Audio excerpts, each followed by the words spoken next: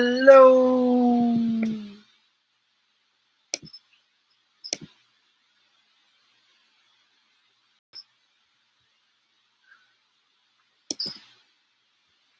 Okay. Let me open up something or other. I have to open up the 5E handbook.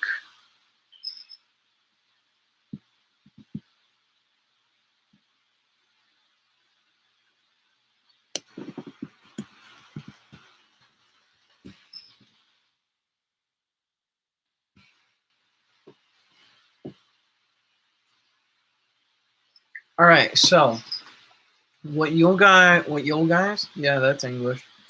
What you guys will be looking at. Okay, here's the T, and now I gotta look up here to find.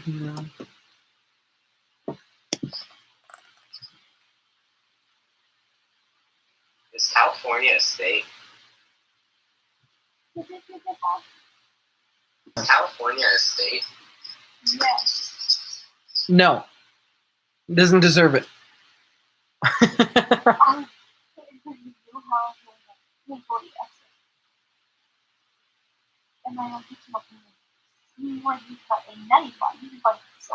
don't think Idaho exists.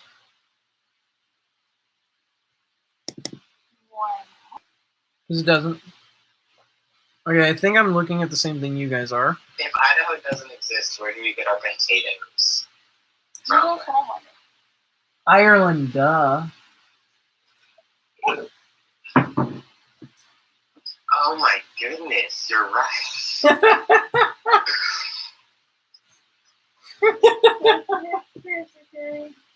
Okay, so if you guys have it open, I think I know what you're looking at. It should be a PDF, and the top of it says Dungeons and Dragons. No, I'm looking at every way severe allergies make my life different. Well, what I mean is, if you opened it up, I should be looking at what you're looking at. Did you open it up? The video? No, the picture, the PDF I sent you. Oh yeah, I got it. If you open it up, are you able to edit it, Ellie, in any way? Cool, that's perfect. Because I don't know what kind of struggle you're going to go through to edit it. You'll have to edit it in some way, shape, or form to add your stuff. On the top, it says character name. That is whatever you want it to be. You can make your character as weird or as not weird as possible for your name. Now, I will let you know that for the NPCs, they're like people. And so if you have a weird name, they're going to react to your weird name in an interesting way. I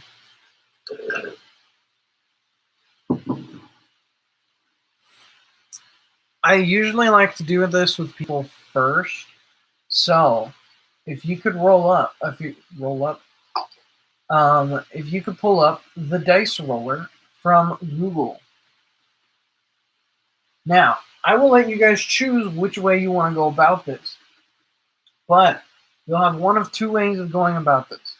You'll either do the D4 method or the D20 method.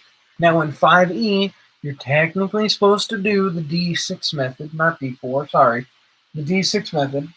But because I like the D20 method so much, I don't care. You can choose whichever one you want. I will let you know that the D20 method is a bit more risque, to say the least. You have a lot higher chance of getting something low, something really low, and you have a lot higher chance of getting something, but you also have a higher chance of getting something really big and high as a stat point. I will go through the stats really quick. I'm sorry I'm jumping around a little bit, but you're about to roll for your stats, so I gotta let you know. You have strength, dexterity, constitution, intelligence, wisdom, and charisma. Your strength. I'm going to use the tomato method because I like it the best. Your strength is how hard you can throw a tomato, how far you can get that thing going. Your dexterity is how well you can dodge a thrown tomato. So if there's one being yeeted right at your face, can you dodge it? Your constitution is depicted as one of two ways, and I like the second one better. How many rotten tomatoes you can eat before throwing up? What does that even mean? Like, How many rotten tomatoes can you at eat least the before other throwing ones up? made sense. Your constitution is literally how well you can take a hit and keep going. Oh, okay. You should Your have said, like, how many tomatoes you can get hit by. your intelligence is how well you can determine if a tomato is a fruit or not, because it is. Your wisdom is knowing not to put a tomato in a fruit-based salad. Your charisma is being able to how well you can convince someone to eat a tomato-based fruit salad.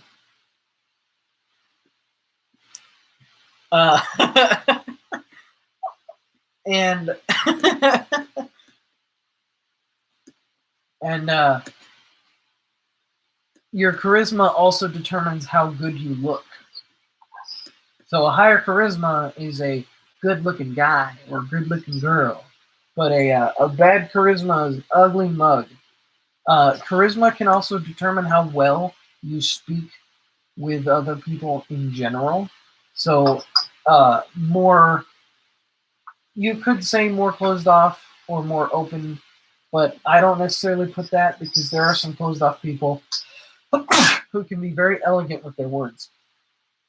And they also don't look like ugly mugs.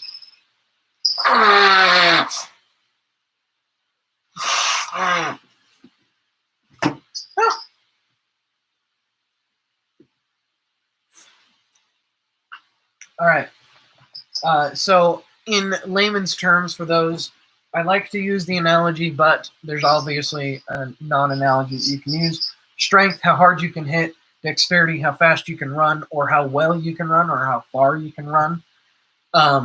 Constitution, how well you can take a hit. Intelligence, how smart you are. Wisdom, what you know. Charisma, your speech or what you look like. So, Cooper, which method do you feel like using more? The D4, the D6 method, or the D20 method? D20.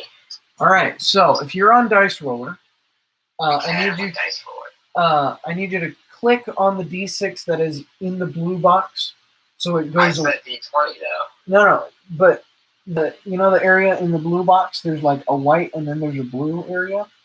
You need to click on the D6 that's in there, so that it goes away. Okay, I have 120 dice. So you need 6 of them. Now you could do one of you could do this one of actually you need 7. You can do this one of two ways. You can have 7 on the screen at once, or you could roll 1 d20 7 times, but you have to write down each number that you get so that we can add it up. Okay. Do you want me to roll them? If you want to roll all 7 at the same time, go ahead. Yeah. Oh dang, that sucks. So Carry roll. what is your total number of 70. 70? Yeah. Okay, I want you to take your lowest dice and click on it so that it goes away. Okay, it's away. So, after your lowest dice is away, whatever your second lowest is, I want you to click it away and then grab a new d20 and roll it. Okay. So, what is your total now? 74. Good. What are all your numbers? 9, 18, 15, 11, 10, 11. Cool. So, if you have a way of editing your PDF, that's great. Write it down. Yeah. Write it down somewhere that is not inside of any of the boxes. Whoa. Write your 6 numbers down inside the paper, but outside of one of the boxes. Or if you have a piece of paper and you want to write it, that. Yeah, it's all.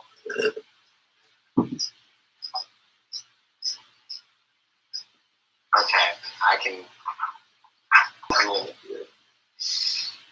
Ellie, which way would you prefer?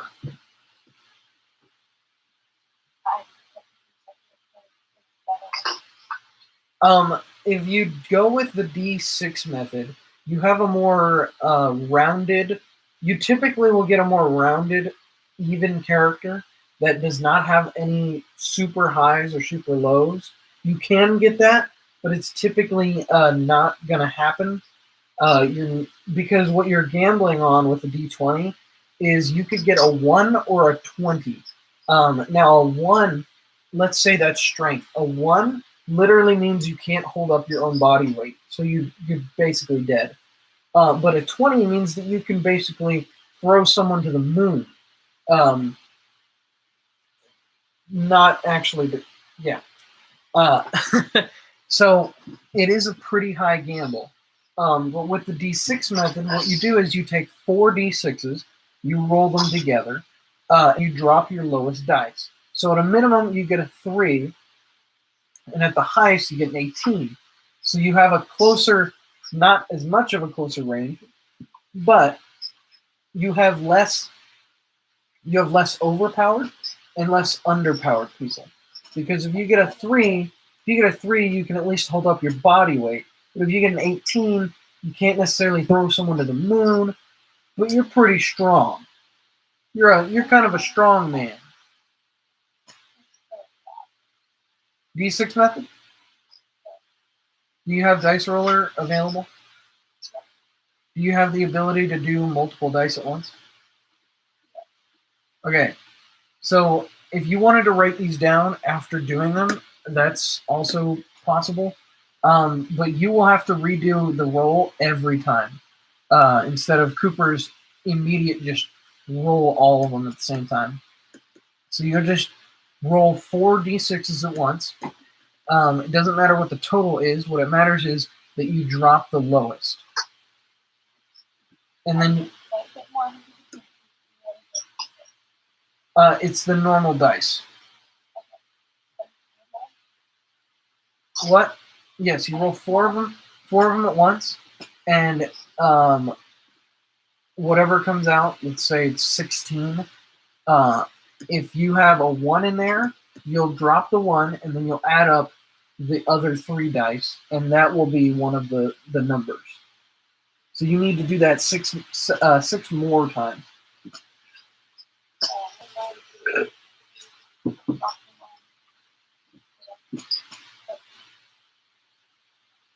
Is that all 4 dice together? You got rid of a 1? Okay, so then outside of any of the boxes, make sure it's outside of the boxes or wherever else you want to write it. Write down 13 somewhere. Just make sure it's outside of a box because it's kind of useful. Now, this can be very easy to do in person, but since we're over the call, it's a little bit difficult. So you'll do that 6 more times, and you don't need to tell me every time, unless you want to. It's cool. But once you're done doing that, once you're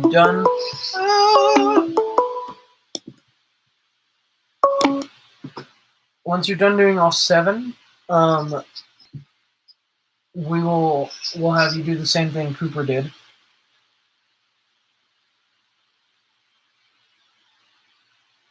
Going to bed? Yeah, I'm not to.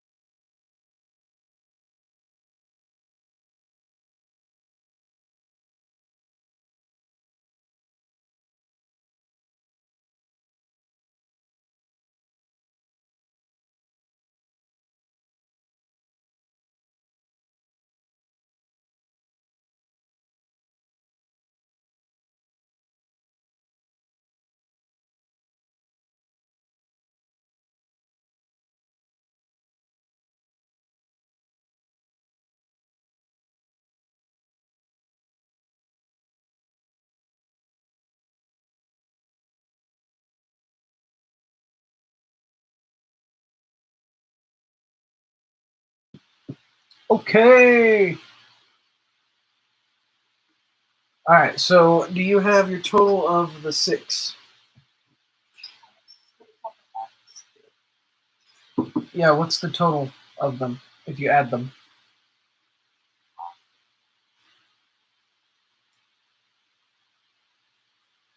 Our range, because I'm going to be generous, our range is going to be 65 to 95. So Cooper, you got a little bit of the low end of the shtick, but it's okay. I'm being very generous because the rules of the book state that you only get the rolls once. Like you don't get re-rolls, and you don't get another number to hopefully get a higher whatever. So.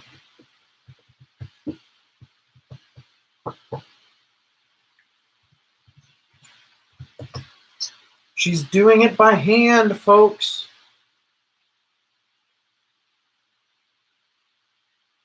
Can I have 1,000 temporary hit points? Oh, you know what, Cooper? Since you're on a laptop, you know what you could do? You could go to D&D Beyond. D&D Beyond allows you to have a character sheet through the website rather than if you searched up D&D Beyond on your D Beyond on your Google, if you whatever it shows up, you should be able to hit Character Builder.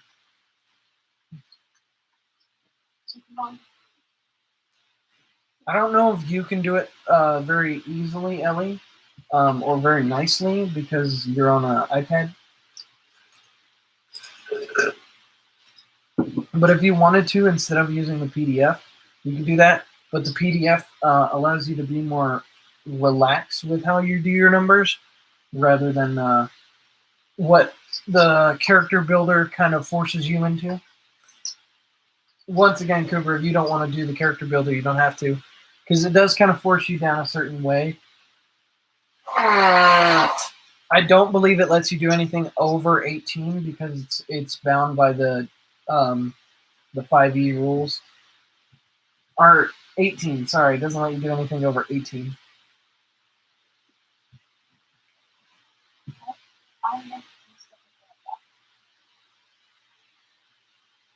Did you get 19?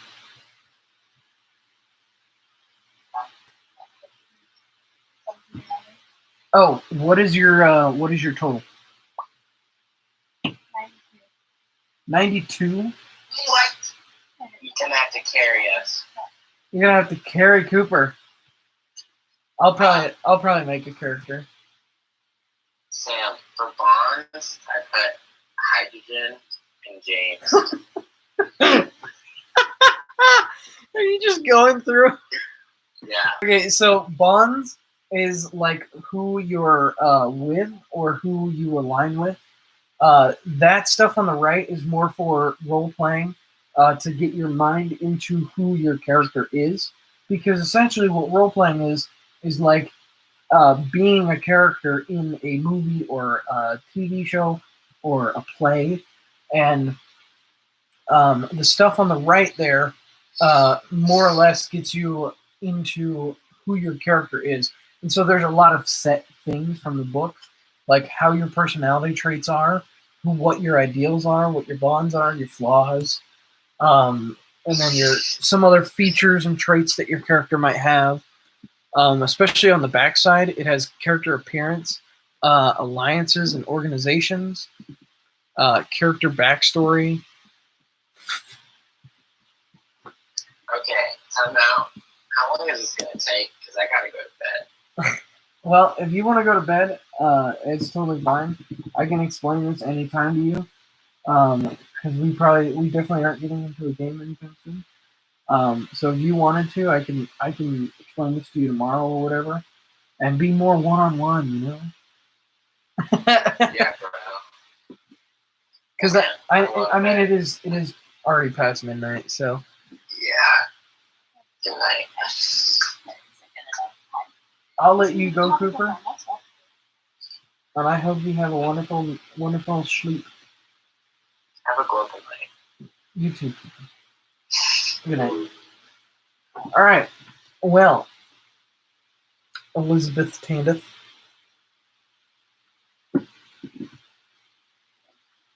I was just gonna be my iPad does not have a built-in calculator. A built-in calculator. What? No, I can't. It's a really app that has a calculator that is not. So if you're able to show me, that'd be cool what your numbers are.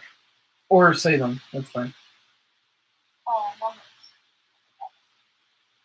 So 15, 15, 17, 17, 14, 15.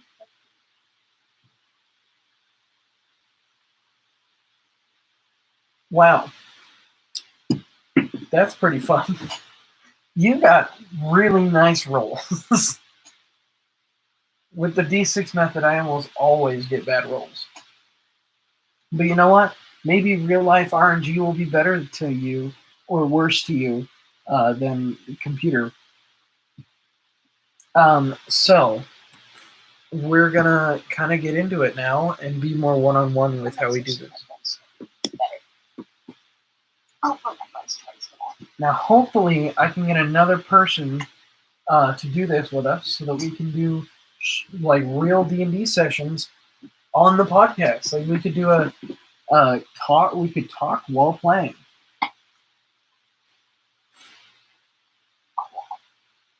So, I should tell you about something. Yeah. Have you ever read the Darts and is it Darts or Darts Androids comic? No. Go look it up. Go look it up. If you text it to me, I'll look it up tomorrow. I don't know if I have a link. It's just something about the family that what it is that they can photos of Star Wars and they put big bubbles over everything and they're running that tells a story like instead of Dungeons and Dragons people running Star Wars. I kind of like that. So if you want me to explain things, I can. Instead of just jumping right into making the character, if you want me to go through the character sheet and explain everything to you, I am happy to. Sure, why not? All right. So at the top, you have character name. Obviously, I've already explained that. It's just the name you want to give your character. Who, as a character, is your name going to be? You don't have to do that right now. You can do that at the end. It's pretty as cool as whatever. Class and level, we will do that in a moment. But your class will determine who you are as a person. Not what race you'll be, it won't determine what kind of being you are, but your class determines who you are. Are you a mason? Are you a paladin? Are you a cleric? Are you a fighter? Are you a monk? Whatever. And your level is obviously what level you are. Your background. Now, this isn't like a place to write your background story. This is literally it will tie in. It can tie into your background story, which is cool. But it is partially for gameplay mechanics.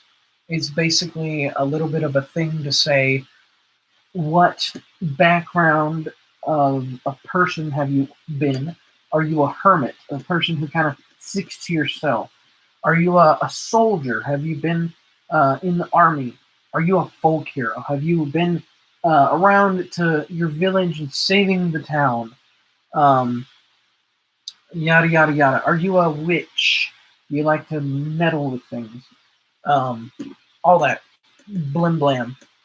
Your player name is who you are. It's your name. Your race, it will determine what kind of being you are. And that, yes, will have character effects on your play, because some characters are better at running than others. Some races... some races are stronger than other races. Some races, because some races are smaller, they get a bonus to their armor because they have a lower chance of like being hit. because they're just smaller. Unplugged me to hit. Your alignment is where you sit as a character. Are you lawful good? Do you follow the rules while also being a goody two shoes?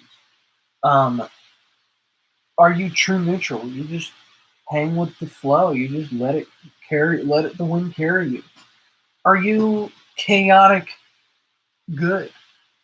Do you agree that there are good things, but you do not agree with the laws that hold them to be good? Like murdering someone because they did something wrong. That is a chaotic good deed. You murdered someone. It's wrong. It's not lawful. But it was kind of good because you stopped someone else from being. That took a bad person off the street. Yeah. Are you lawful evil? You follow the rules, but you're not a very good person. A good politician. A good example, yes, a good example of that is Palpatine. I said politician. Palpatine was a politician. Or are you chaotic evil? Are you just a horrible person in general? Are you a Joker? Experience points, we're not even going to worry about that. I'll just let you know when you level up, because it's easier that way. Inspiration points are given from the DM to the players as a means to allow them to re-roll their dice. Because in real life, when you do something, you don't get a re-roll. But in this game, you can. You want to re-roll, you can use an inspiration point, but inspiration points are few and far in between, so you better hold on to them and use them right. I already explained the strength and stuff. Now, I'm going to go into this because it's confusing. So, you have ability points and ability modifiers. Your points are your basic stats as to what you can do as the ability of your body. Your modifiers are literally named that way to modify your rolls. If you are punching at someone, you will roll and then add your modifier to modify the roll. If you get a 12 and you have a +2 to strength, you modify the roll and add 2 to the roll. It's so confusing to new players, and I don't understand why, because it's literally in the name. So You modify. You're rolling 2 punch, you have a roll of 6 or whatever. The modifier would give you 8. You're based on your strength, your modifier could either add or subtract or do nothing. If you are really low strength, your modifier could subtract from your punch and make it less punchy. Or if you have a high strength, your modifier could really knock someone out or add to the punchiness. If you have a middle road modifier, then it doesn't really help or subtract, so it didn't really matter. So yeah, I just used the example of 2. But how you get your modifier is your ability point. So let's say we'll use the number 18. We'll use the number 14. Right. We'll use the number 12. 12 works nicely. So how you get your modifier, how you get what helps or hurts your rolls, is you take your ability score. So that would be the first thing you rolled. Those the 6 numbers that you have. Your ability score, you divide it by half. So yeah, half. I'm stupid. Never mind. Let me restart. You take your ability score, and you take it as the distance from 10. So in this case, is 2. Okay. So you're taking the absolute value of 10, and then the number that you have. So it's 2 away from 10. If you had 8, it would still be 2 away. Okay? And for 2. So you would have 1. So you would have a +1 because it is above 10. Anything below 10 as the ability score will subtract from your rolls. So if you have an 8, you will have a -1 to your rolls.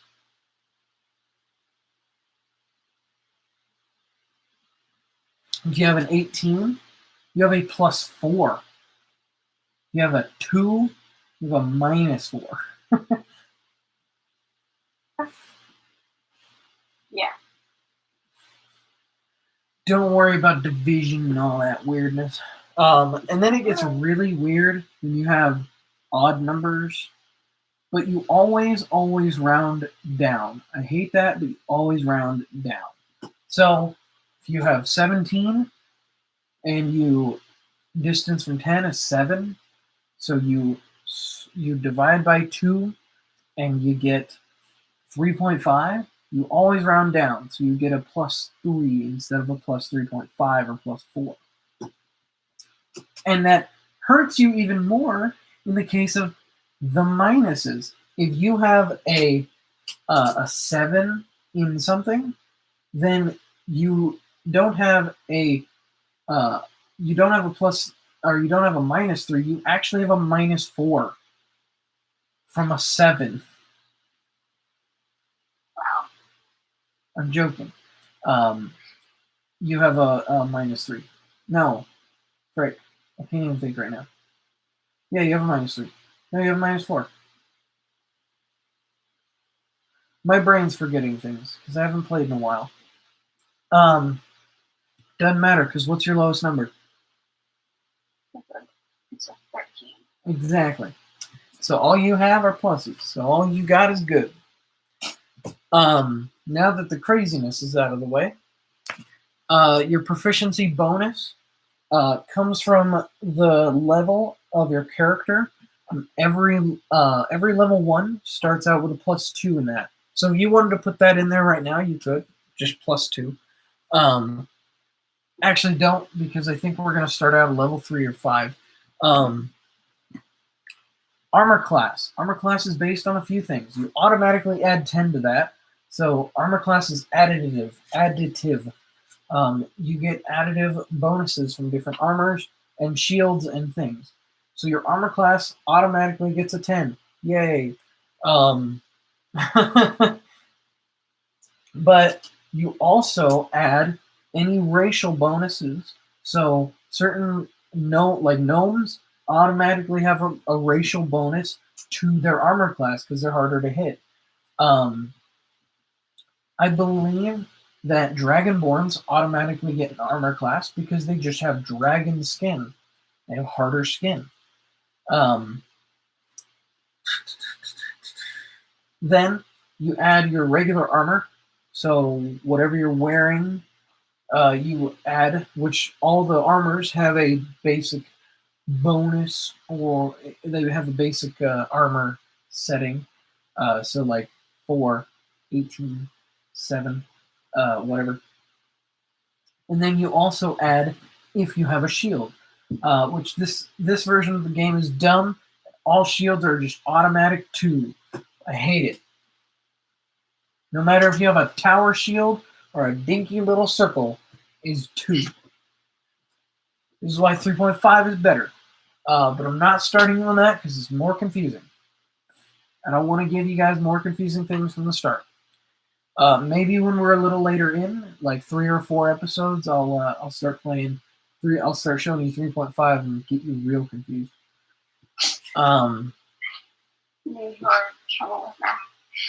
Your initiative. Your initiative is how well you can jump the gun. Can you start faster than someone else? Can you pull out and fire the gun faster than someone else? And that is based on your dexterity. It's straight off your modifier. It's whatever your modifier is. Your speed is based off of your race.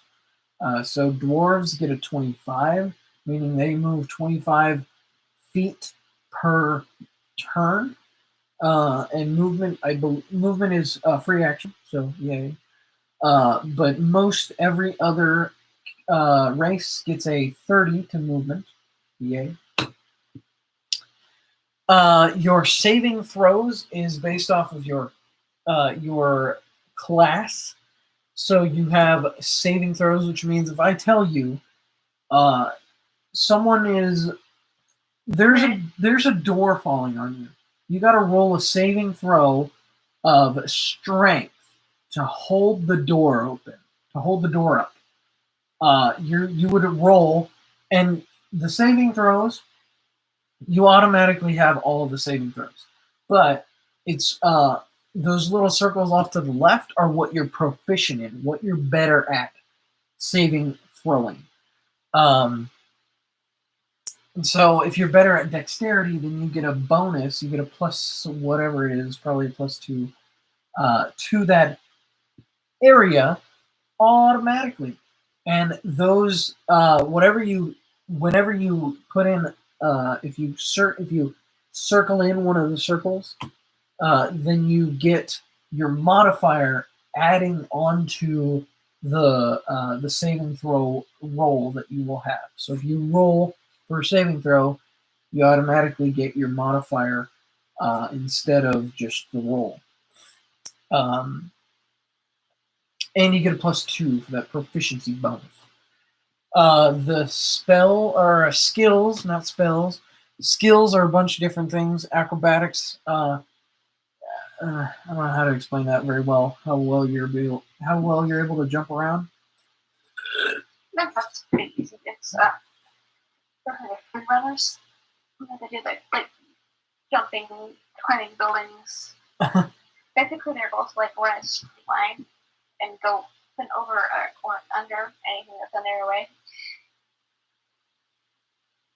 People can do that. Animal handling. How well you can handle an animal. Typically, this is for wild or horses. How well you're able to coax them or talk to them or whatever.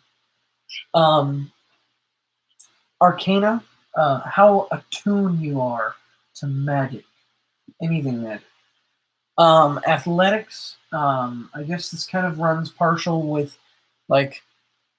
Actually, no. It runs partial with like lifting weights, kind of. That's what athletics are more, because it runs with strength rather than dexterity. So,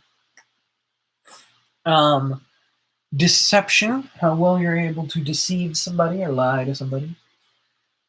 History, it's actually in 3.5 it describes it better. It's knowledge of history, how well you remember or know history.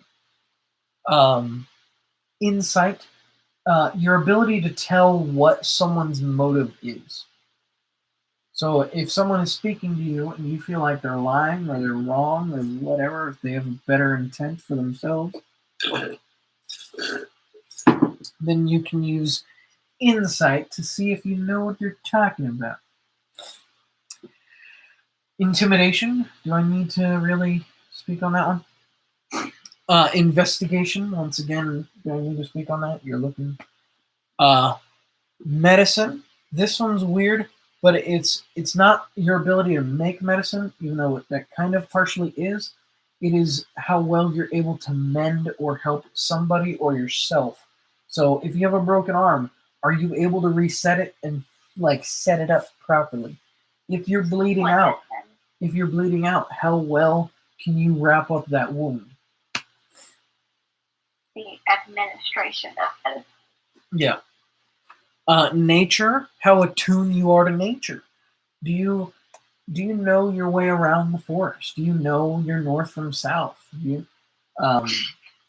Nature also affects like how well you're able to track something, track an animal, or even actually that doesn't. So yeah, perception, how well you can see something. Are you oblivious, or can you actually see?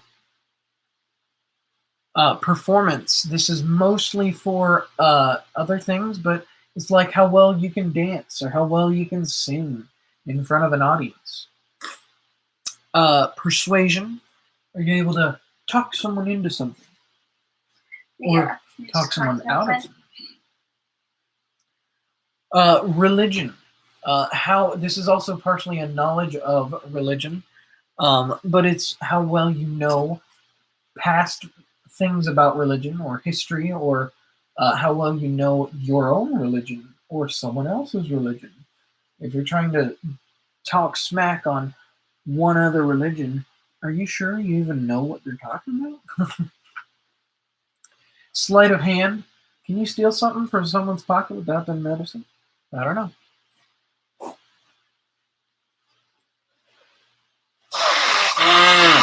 Stealth.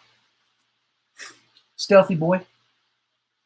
Can you walk right next to someone without them noticing you? My mom. Survival skills. This is a whole range of things, but it's survival skills, not just survival. It's how well you can survive. So it comes into hunting, it comes into fishing, it actually can, based on what kind of problem, it can come into if you're trying to heal somebody. If you wanted to find a certain type of plant, you would actually make both a nature and a survival check. Your hit points as based on your race, not your race, that is based off of your class. Different classes have higher hit points, different classes have lower hit points. Temporary hit points, it allows you. I like to put my baseline hit points in current hit points, and then temporary as I get hit. That's what I put it as. That's what I put it under. Because you'll be erasing or getting rid of those temporary hit points a lot. Because you'll be healing and you'll be taking more damage. And, your hit dice, that is the dice that you roll for your hit points. So if you have a D10 for your hit points, then that's what you put on there, D10. The death saves and failures, successes and failures. When you hit 0, because this is different than the other game, when you hit 0, you're unconscious and you're dying. When you hit 0 hit points. And when you hit 0 and you're dying, you have to roll death saves to see if you live. And other players can help you out with that if they help you with medicine or something else. Or if a player brings you up to 1 hit point, then you automatically are safe. But if they can't, then rip. The death successes are anytime you roll above a 10. Death fails are anything you roll below a 10. A 10 is literally nothing. You have to reroll. Anytime someone tries to kill you while you're unconscious is an automatic 2 failures. Once you get 3 failures, you're dead. Character's done.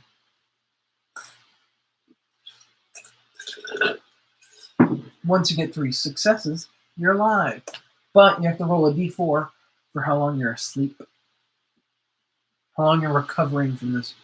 On the right side is a bunch of stuff that we can go into if you want, but it's purely for role-playing things. It will be coming in when I look through the player's handbook and show you some stuff. But your personality traits is like who you are as a person once again. Ideals, what you believe in. Your bonds, who you're connected with. And your flaws, what you're bad at. Under attacks and spellcasting, on the names, you will put your weapon on attack bonus. You will put either if it has an attack bonus or your strength modifier or your dex modifier, whatever floats your goat. Did you say whatever floats your goat? Yes. Some weapons are what's called versatile, which means that you can use dexterity or strength with them. But most weapons are strength. And then damage type, you don't really need it, but it's the difference between slashing, bludgeoning, piercing. Your passive wisdom or passive perception is once again just your perception, how well you can see.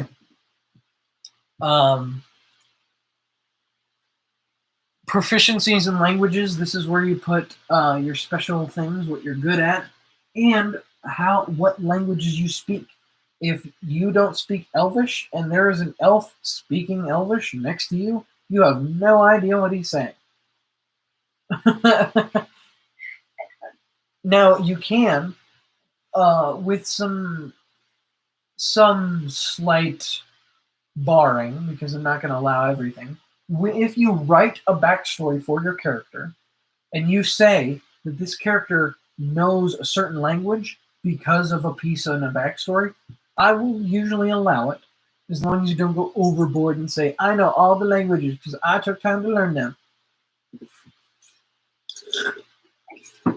Unless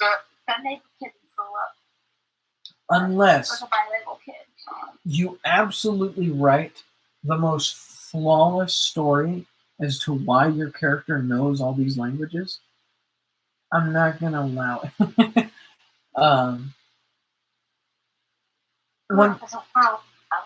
That actually goes... Sorry. That actually goes for a lot of things. If you feel like your character... if you feel like you want to have a certain weapon or certain items, if you write that into your backstory and you make it look good, I'll usually allow it, as long as it's not overpowered, like asking for a lightning rod that automatically does lightning no matter what. Yeah. If you're pretty conservative with it, and you're pretty chill, and you write a good story, yeah, sure. If you want your character to, I'll even allow certain ability scores to be buffed. If you can write it in, if you can say, yeah, my character's a little bit stronger because here's a whole backstory on what he did in the military to make himself stronger. Whatever it be.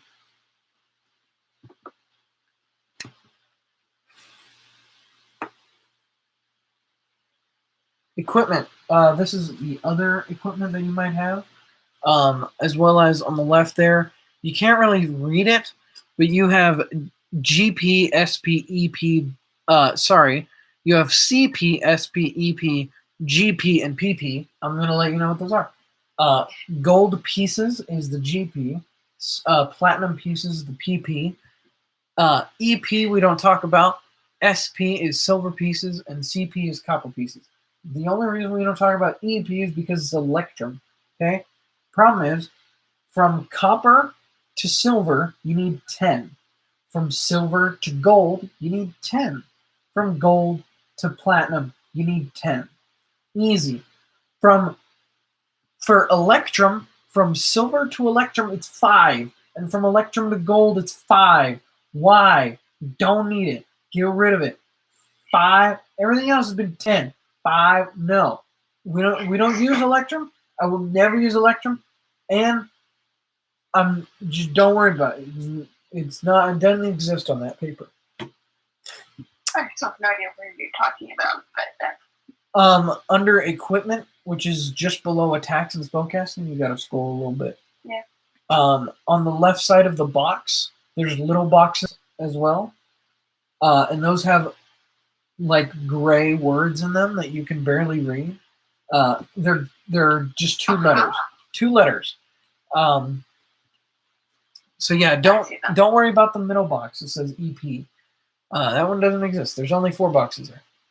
On the right side, features and traits. This is where you'll put all the random features and crap that you have, because you will get a lot of them.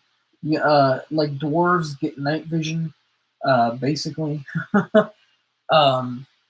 You'll get a lot of random features and traits that you could, because I'm not going to keep track of them. You can keep track of them if you want, which means that if you're a dwarf and we're in a dark area, you got to remind me, because otherwise I'm going to be like, you don't see anything.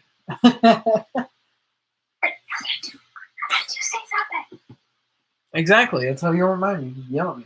Now, or another part. Once again, it says character name. You just rewrite your character name. This is not a new character sheet. Are you where I am?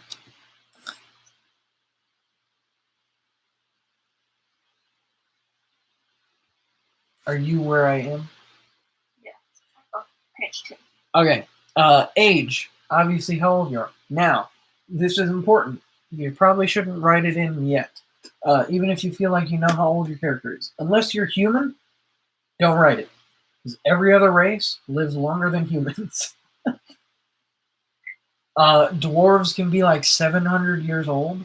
And so their like prime age life starts at 100. They're a lot slower at aging. Um, Elves can basically live forever, and once again, their mid thing is like 200 or something. Are their prime life, so like 20 is like 200. But uh, elves also don't sleep; they meditate. They don't need to sleep, so they just don't. Could be sad to live without sleep. Your height can, if you want it to be, reasonably be based off of your race. If you don't want it to be reasonably, once again, if you don't want it to be based off your race, that's cool. But like elves are typically taller than humans. Humans are shorter. Um, Dwarves are typically actually like 4 or 5, not the yeah. Halflings are even shorter than dwarves, and gnomes are shorter than halflings. But if you're gonna go, I want a 7 foot gnome. I'm gonna be like, no, muh.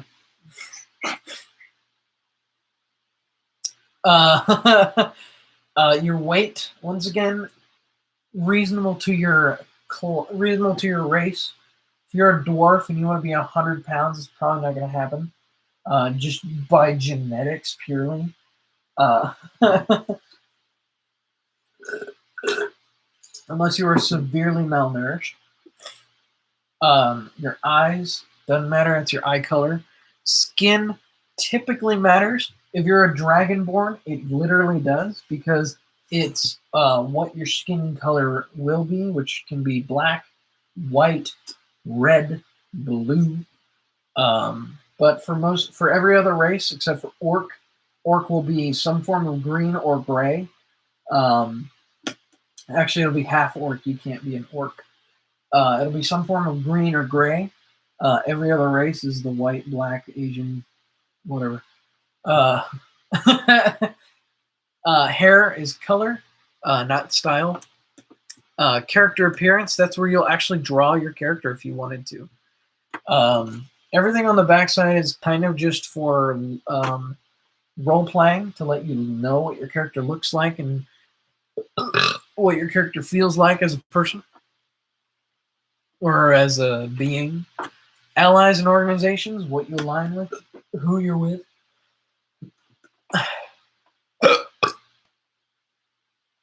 On the bottom left, character backstory, that's where you can write it. If you want to write it somewhere else, then that's also cool.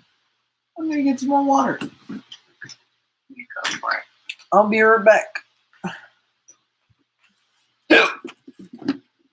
I'm also dying. Oh my goodness. We're all doing that very slowly. So it's faster than each other, so.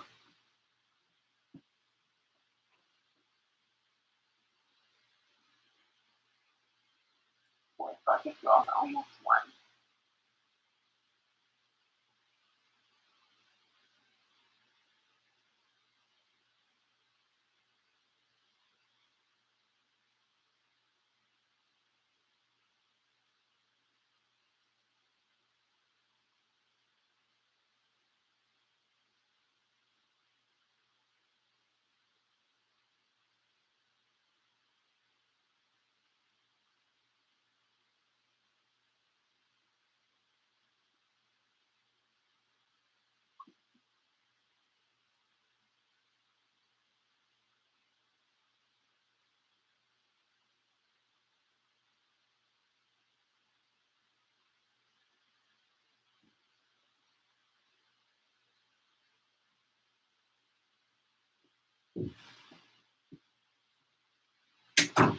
Okay.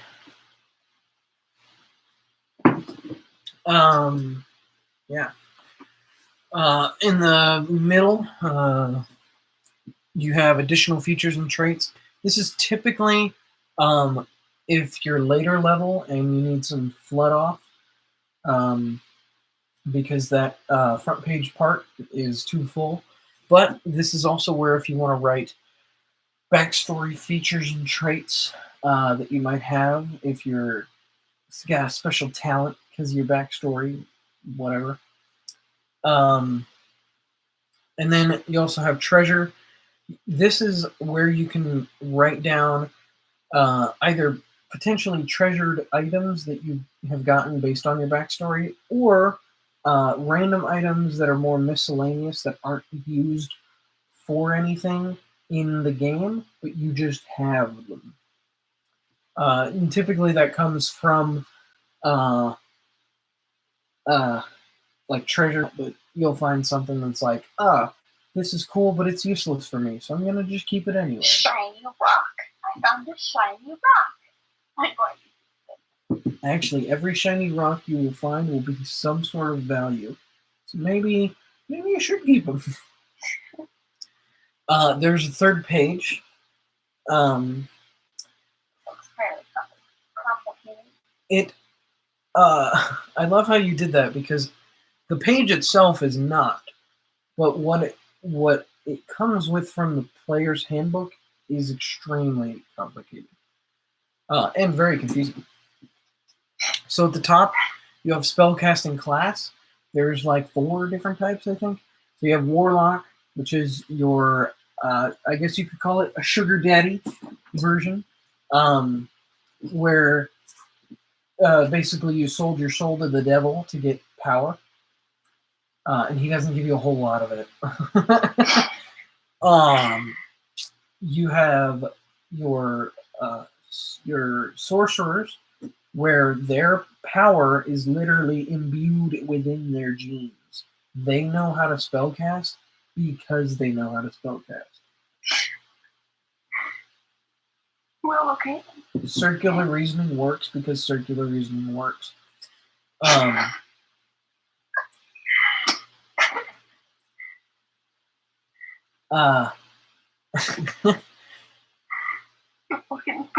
You have a wizard who all their spell casting comes from reading. They read on how to cast a fireball, and at some point, someone learned how to do it. Not from a sorcerer, because technically from a sorcerer, but not technically from a sorcerer, because a sorcerer just knows how to do it, whereas the person had to find out how to do it and then write it down after living through that fireball. Sorcerer's best friend. I'm a wee bit jealous. You can do what? Then there is with a wizard you have to have a spell book or several spell books where you already have some of your spells, and you will have some new spells. And you literally cannot cast any spells if that book gets taken from you. You have to get a new one and write down them from memory, or you have to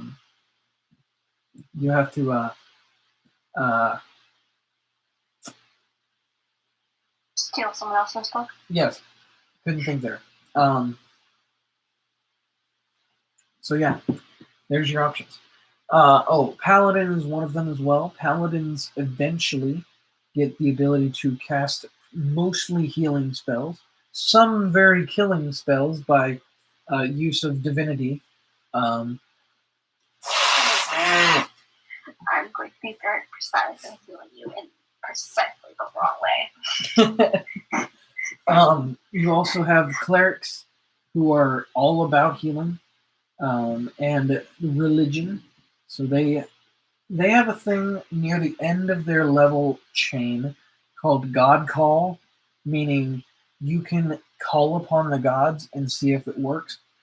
My buddy did this in 3.5 for us. It's the addition of 3.5. we're in the edition of 5, the 5th edition. But we call them 5 and 3.5. But in 3.5, my buddy did it to where anyone could do a god call, just for fun. And a god call for a cleric is a percentile dice and a d10, which is basically rolling a 100, right? You have to roll to see if you get the 100, right? Yeah. You have to, for clerics, they can get a 98, 99, or 100. For us, he made it that we had to get a 100 exactly, which meant a 90 and a 10, because the 00 on the percentile dice means 0. I would suggest that tomorrow you go look for those dice, because that might help you. If you can get all 7, that'd be perfect.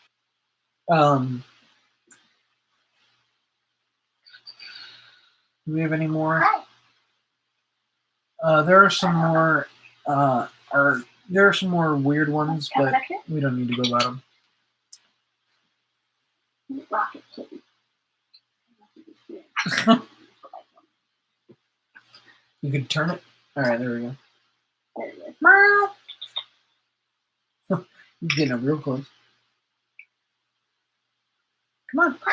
I don't know if you can see that. I can see it. He's looking.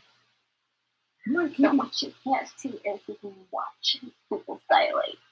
Oh, I think I can see his pupils.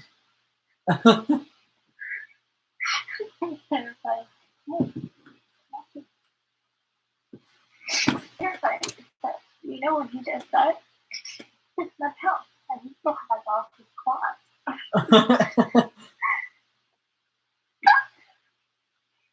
He jumps up on you. You never know if he's gonna get you.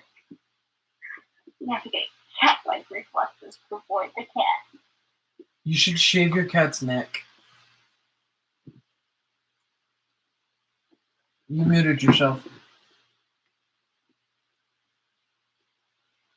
You're still muted.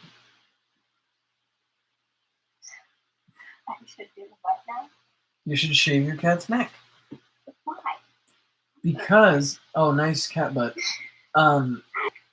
Because their necks aren't, they're connected like ours are, but a lot thinner. So they're just a tube connecting their head to their body. And so if you shave it, compared to their fur, it's like, it's almost as if I had my neck, like if their fur basically like goes out to where their shoulders are. So when you shave that down, it's like this. So it literally looks like this skinny little tube that goes down to their body. It's really great. Meow meow. All right. Up at the top. Up at the top. I wasn't done. You know we weren't done yet. We made your bottom sheet. How it work? No, there's a few more things I gotta explain. And because it's late, I can't do everything with you, so I can't like make the character right now. I have to do that another time. Blarg. Explaining takes so long. Eyes closed. Having his nose rubbed. It's so weird. Animals are so weird. Alright, the cat doesn't care. Almost. Savannah has 2 guinea pigs. That's a recent thing. You have it open? Yeah. Okay, so that we can get done with this and get to bed. At the top of the 3rd page, you have spellcasting ability, which is your modifier of whichever ability it is. So paladins get a charisma bonus to their spells.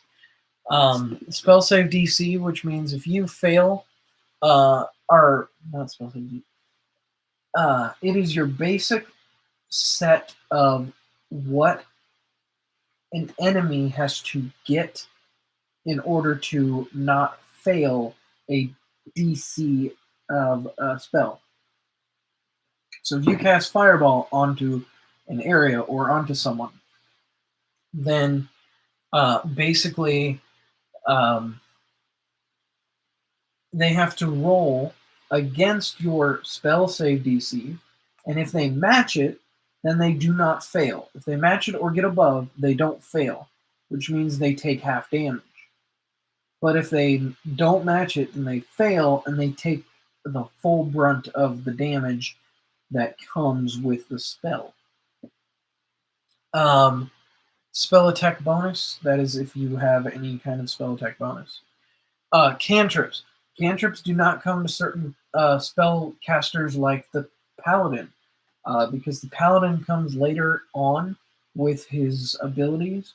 And so cantrips are basically free spells that you can use. And I'm not even joking, they're really overpowered because you can use them like all the time. But yeah, cantrips are pretty cool. They're literally just confession. Yeah. When I first saw that word, I thought it said Catholic. Oh great! Now I can't unsee it. I never told about the time I looked at a roasted chicken package. Probably about 5 different times. It kept saying roasted chicken instead of roasted. Yes, you did tell me. That can't be right. There's no such thing as a rooster chicken. That's wrong. What is that? It's not rooster chicken. What is that? Confused Maddie. Oh, yes, what does that package say? I think it says rooster chicken. Actually, you either told that story in the last podcast, or you told that in one of our other talks. I probably remember it last time. So you see how there's example of dyslexia. see how there's numbers 1, 2, 3, 4, 5, 6, 7, 8, 9. 1 second. I have one. Yeah. Okay, so first you have a set number of spell slots, which means you can only use a set number up until you go to sleep and you rest for a while. And the little lines are the different spells that you have, and the numbers are the powers of the spell. So you can have, there are level 9 spells, which is a really powerful spell. And you also have level 1 spells, little bit. Level 9 spells are basically world-ending spells. Level 1 spells are fighting tiny little creature spells. Force split. Actually, you might like something called Mage Hand. It is a ethereal hand that you can use, and it can only pick up a certain amount of weight, and it just looks like a hand that's floating, and you can pick things up with it. And you know what's really great about that? A gnome who has the ability to shrink and who has Mage Hand. That gnome can pick himself up with Mage Hand and fly anywhere. So he literally can't pick himself up by his own bootstraps. Mm-hmm. I mean, that wouldn't be the funnest thing because he'd be upside down, but yes. Maybe suspenders then. Boot suspenders.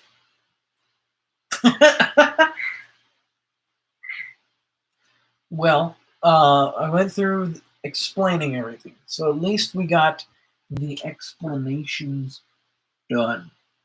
The first pass of the for many more. Now,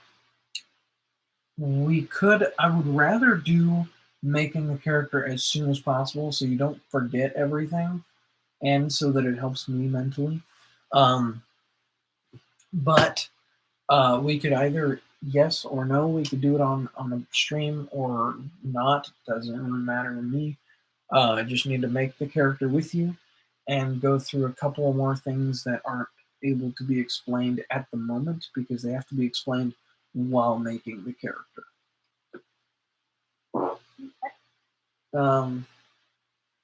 both things that are not now.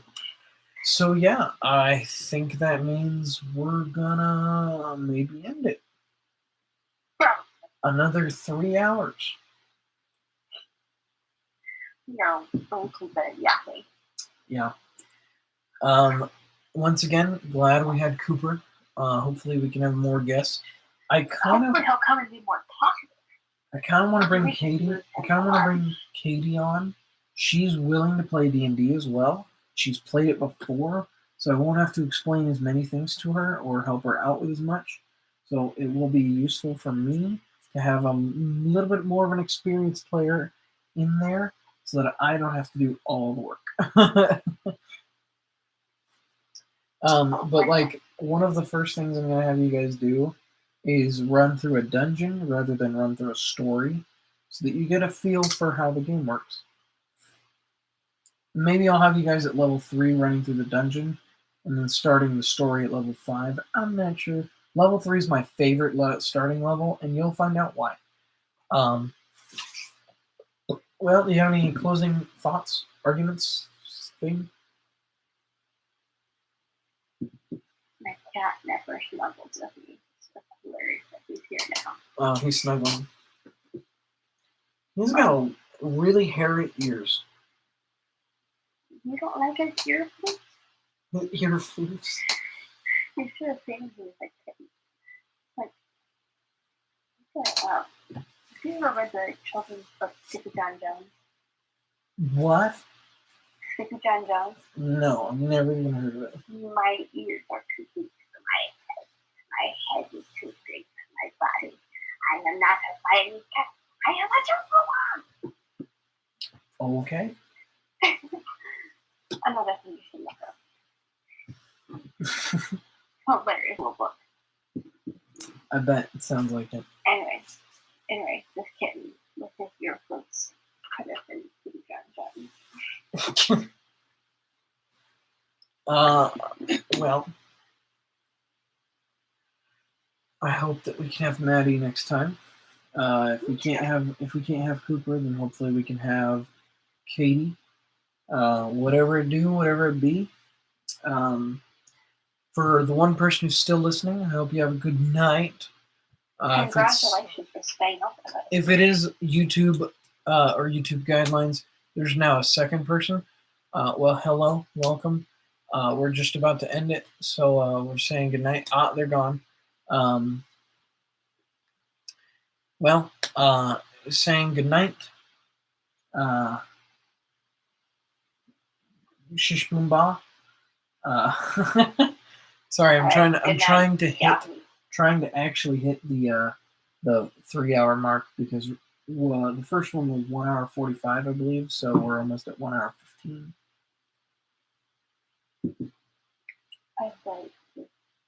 All right, let's say the send off a little bit, maybe together, maybe not. I don't know.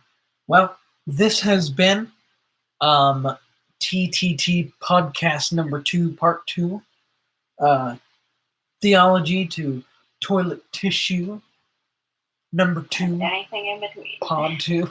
Anything in between. Part 2. I hope you have a wonderful night. I hope you get some sleep to ourselves and to you. And this is the end. Good night.